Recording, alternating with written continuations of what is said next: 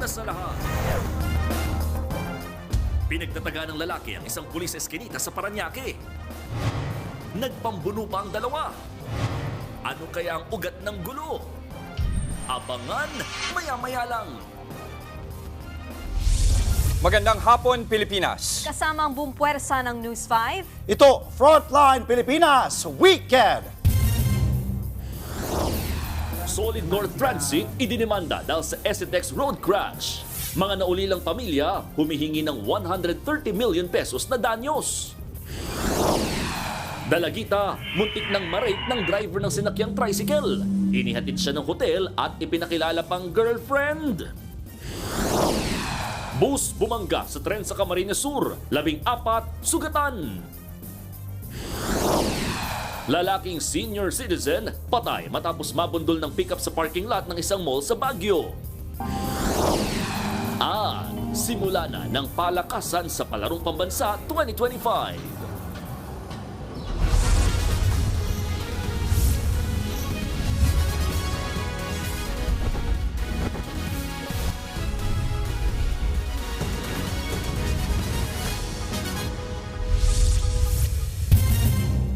Sugatan ng isang pulis sa Parañaque City matapos pagtatagain ng sospek na kanya sanang aarestuhin dahil sa reklamong panggugulo ang kanilang pagpapambuno sa pool sa CCTV. Nasa frontline ng balitang yan, si Nina Ongpauco.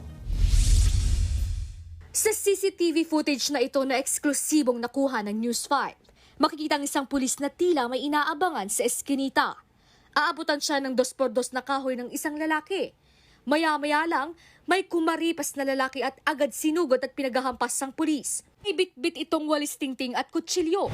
Nagpangbuno ang dalawa hanggang makapasok sa loob ng eskinita.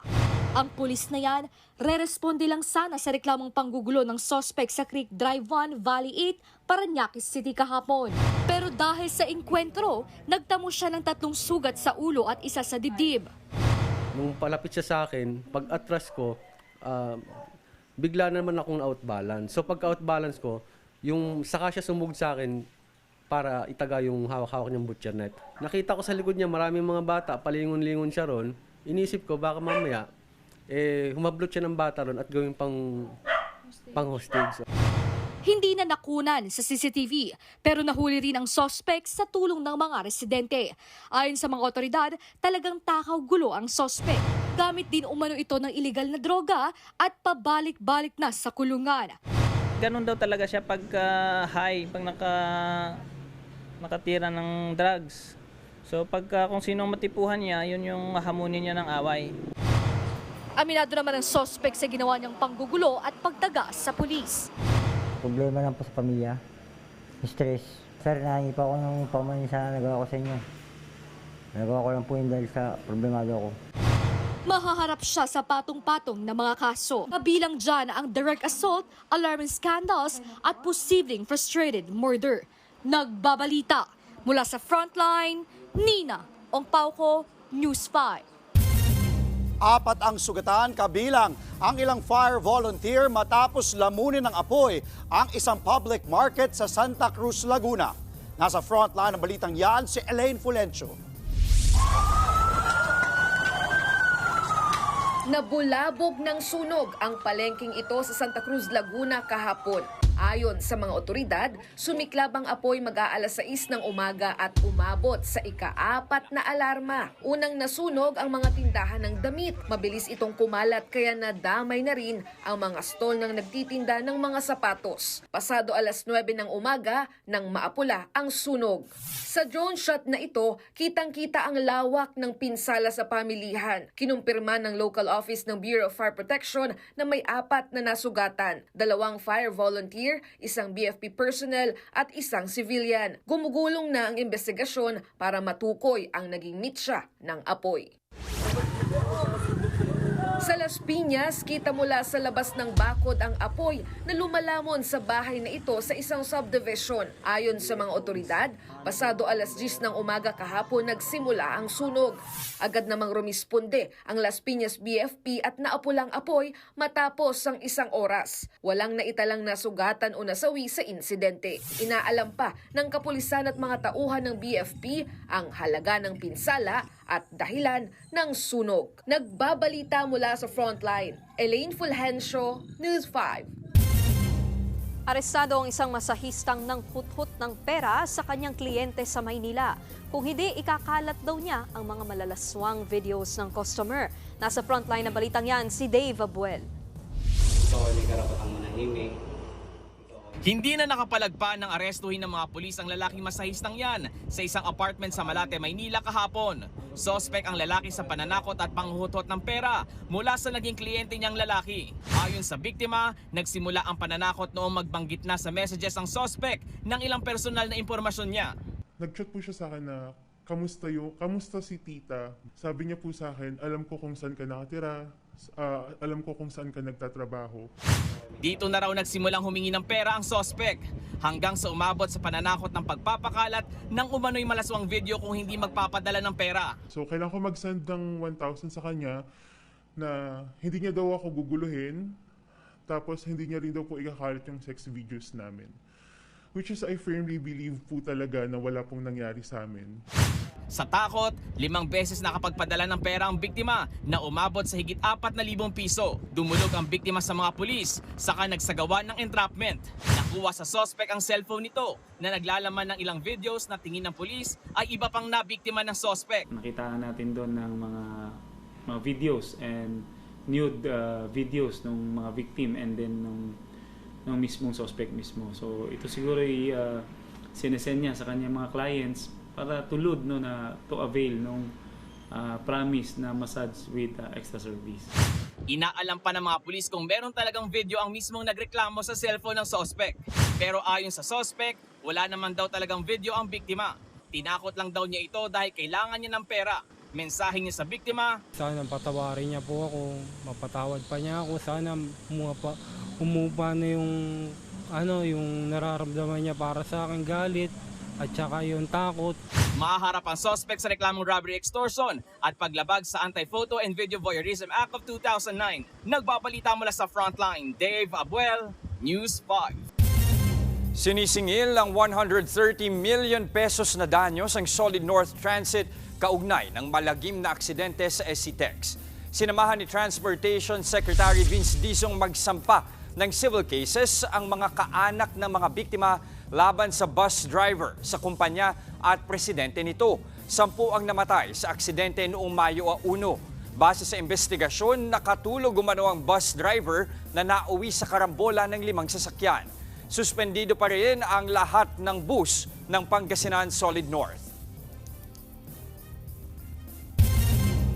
14 ang sugatan sa banggaan ng tren at bus sa Nabua, Camarines Sur. Ang bus pinilit daw tumawid ng riles kahit malapit na ang tren. Nasa frontline ng balitang yan, si Elaine Fulgencio. Tumagilid ang pampasaherong bus na yan sa tabi ng riles ng tren sa Maharlika Highway sa Nabua, Camarines Sur. Ang naturang bus bumangga pala sa tren ng PNR kaninang alas 3 ng madaling araw. 14 ang sugatan sa disgrasya. Kabilang ang driver ng bus at 13 pasahero nito. Hindi naman nasakta ng operator ng tren. Base sa investigasyon, galing Pasay City ang bus na papuntang Legazpi City, Albay. Habang papalapit sa riles, nagbusina raw ang tren pero tuloy lang sa pagtakbo ang bus.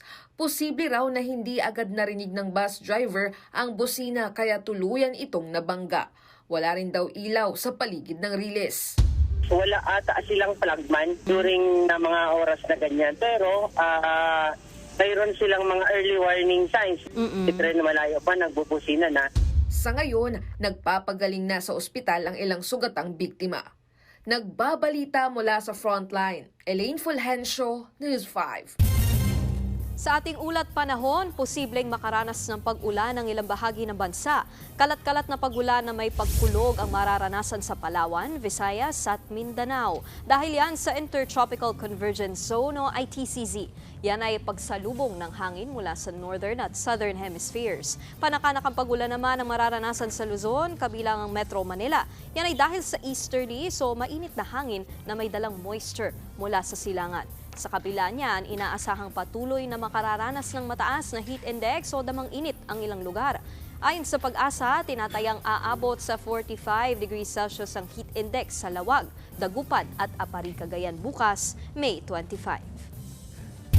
Susunod, dalagita, muntik ng mapagsamantalahan ng driver ng sinakyang tricycle. At senior citizen patay matapos mabundol ng pickup sa parking lot ng mall. Lahat ng yan sa pagbabalik ng Frontline Pilipinas Weekend.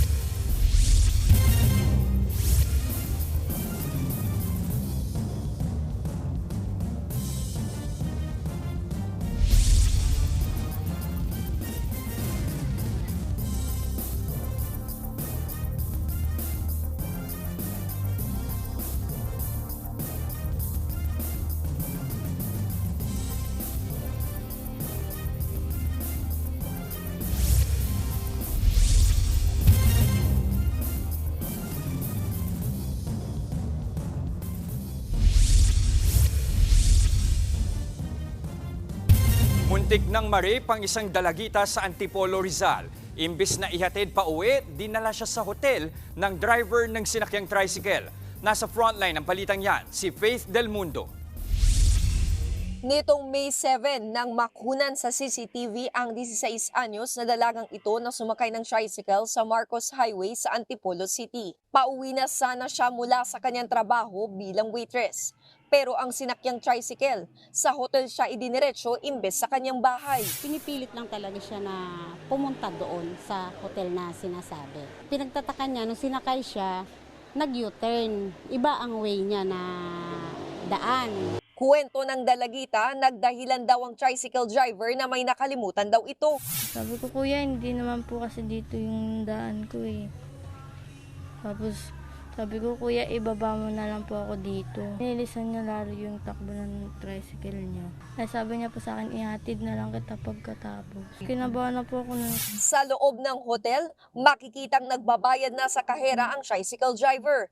Pero hindi ito tinanggap sa hotel. Nakikita raw kasi ng cashier na pumapalag ang biktima. Yan ay kahit girlfriend niya ang pakilala ng suspect sa babae. Sinubukan pa nga niyang hawakan at akbayan ito. Natatakot po kasi ako eh. Kaya sumunod po ako sa kanya sa loob.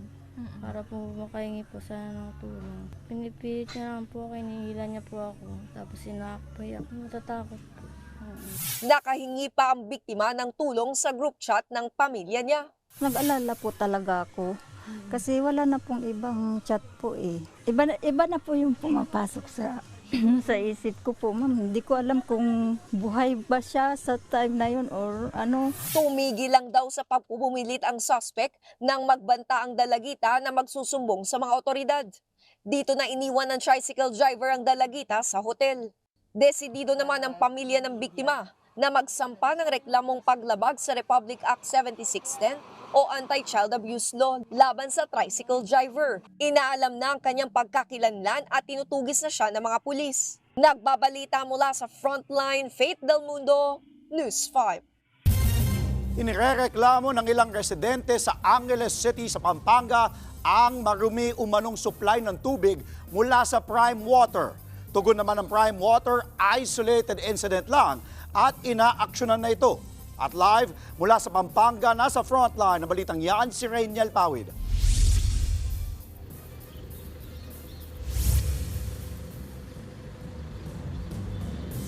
Andre, halos gabi-gabi nga na puyat daw yung mga residente rito dahil nga sa kakahintay sa 10 oras ng gabi kung kailan malakas yung supply ng tubig. Yung ilan naman sa kanila, bumibili na lang ng galon-galon na distilled water. Prime Water, ano to? Diyos ko, paano kayo maliligo nito? Tubig is life lalo na ngayong tag-init, pero paano kung mistulang burak ang lumalabas sa inyong gripo? Gaya ng nasa viral video na yan dito sa Barangay Kuwayan sa Angeles City, Pampanga. Sa video ng residenteng si Lala Kaligagan, makikitang malakas man ang tubig sa gripo, kulay itim naman ang lumalabas dito. Supply rin ng tubig ang problema sa kalapit barangay na Anunas. Alas 12 na ng tanghali, tambak pa rin sa lababo ang pinagkainang kagabi nila Nanay Prima. Gaya ni Lala, problemado rin sila sa paliligo. Ayan, distilled water po pag no choice ka, pampaligo. pang CR. Paggabi, sir, kailangan kong mag-ipon ng tubig kasi pagka kinabukasan ng madaling araw, medyo mayroong latak-latak. Parang may dumi. Doble gastos din si Nanay Prima dahil pati tubig na gagamitin sa pangluto, kailangang bilhin. Konsumido na rin ang residenteng si Josie sa tambak ng kanyang labahin. 5 araw na kasi siyang hindi nakakapaglaba. Maghapon din po. Kasi kahit maaga ka maglaba, yung tubig naman po kung mahina. Lalo na po doon sa loob. Ngayon, mahina dito na sa loob, wala nang laman. Kaugnay naman na nag-viral na video ng maruming tubig, nagsagawa na ng inspeksyon ng Prime Water Angeles City. Kumuha rin sila ng sample para sa laboratory testing. Malakas din yung pressure. Okay. Andre, doon nga sa pahayag or latest statement nitong Prime Water Management ay sinabi nila na yung nangyari doon sa maitim na tubig sa video ay bahagi lamang nung kanilang flashing o maintenance activity at nanigurado naman sila ng dekalidad na serbisyo at mas maayos na supply ng tubig sa mga susunod na araw. Andre, liwanagin din natin yung 2:30 p.m. Frontline Express balita kanina na nililinaw po ng News 5 Management na walang kinalaman si dating Banban Mayor Alice Go sa issue ng maruming tubig dito sa Angeles City. Yun po yung naipalabas na detalye kanina, 2:30 p.m. At yan muna ang latest mula dito sa Angeles City. Andre. Live mula sa Angeles City sa Pampanga, maraming salamat, Rainiel Pawid. Patay ang isang senior citizen matapos mabangga ng pickup sa parking lot ng isang mall sa Baguio City. Ayon sa pulis, naglalakad lang ang biktima ng mabundol ng sasakyan. Giit naman ang asawa ng suspect, sumulpot na lang bigla sa harapan ng kanilang sasakyan ng biktima. Mabagal din daw ang kanilang pagtakbo at hindi naman daw nakaladkad ang biktima. Pero taliwas yan sa investigasyon ng mga pulis. Duguan ang ilong ng biktima at nagsuka pa ng dugo. Indikasyon na posibleng nakaladkad nga ang matanda. Inaantay pa ang resulta ng medico legal. Nasa kustodiya na ng Baguio City Police ang driver ng pickup na mahaharap sa reklamong reckless imprudence resulting in homicide. Susunod, immersive exhibit ng Kings of P-Pop SB19. Binuksan na. At sa Happy Weekend, pasyalan natin ang isang hidden gem sa Batangas. Huwag po kayong bibitiw mga kapatid. Magbabalik ang Frontline Pilipinas Weekend.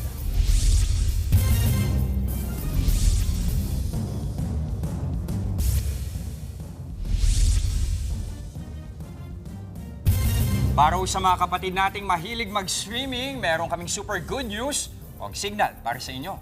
Hindi na kailangan po ang multiple subscription sa iba't ibang mga app dahil sa pinakabagong all-in-one, ang Signal Super App. One login, one subscription na lang mga kapatid. At live nga mula sa Taguig, nasa frontline ng balitang yan, si Faith Dalmudo. Faith, ano bang latest dyan sa BGC?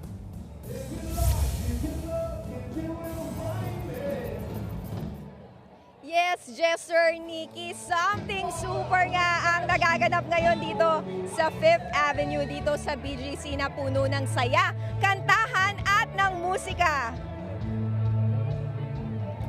Ang kasiyahan ngayon dito sa BGC ay handog ng Signal kasabay ng official launch ng Signal Super App, isang mobile app na sakto para sa mga mahilig mag-stream. Dahil with Signal Super App, one login at one subscription na lang ang kailangan nyo mga kapatid. Ito ang first and only streaming aggregator app in the Philippines. Via Signal Super, mapapanood na ang Signal Play, Pilipinas Live, Max, VU, Hallmark Plus, Lionsgate Play, Fuse Plus at Curiosity to Stream. Available for download ang Signal Super App sa Google Play at App Store. Pwede rin mag-subscribe via its official website at signalsuper.com. Major milestone talaga ito para sa Signal na mula sa traditional pay TV provider, ngayon ay isa ng dynamic multimedia company. Gaya ng Signal Super App, super din sa saya ang celebration ngayon dito with games at iba't ibang booths. Jester, nagpa-perform nga ngayon ang Dadon at maya-maya lamang yung Sponge Cola at marami pang iba. At alam niyo ba yung dapat abangan dito, kaabang-abang ang 3D video billboard ng Signal Super App. Jester, Nikki. Andre, sama mo si Andre. Nandito si Andre. Na-excite lang si Faith kasi nga naman, nakaka-excite naman din yung ino-offer ng Signal Super App. Para sa ating mga kapatid, ha? O, abangan nyo yan. Maraming salamat, Faith.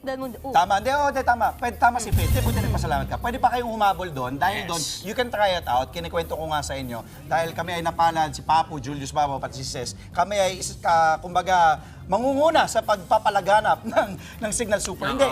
Ito po ang first aggregator app in the Philippines. 8 pa. So far, dadami pa yan. Yung mga apps na nasa loob. Ano bang mga nasa loob ng View, HBO Max, Signal Play, Pilipinas Live, Hallmark, at marami pa, dadami pa po yan. So, bali lahat yan makukuha natin. Yes. Entertainment, sports, may lahat, makukuha movies, ka. live streaming. At nakapromo sila ngayon, check nyo yung rates. So, yun po. Sa ngayon, yan pa ang mga impormasyong dapat ninyong malaman. Mga balita para sa may alam at may pakialam. Kami ang inyong mga kasangga sa Frontline Pilipinas Weekend.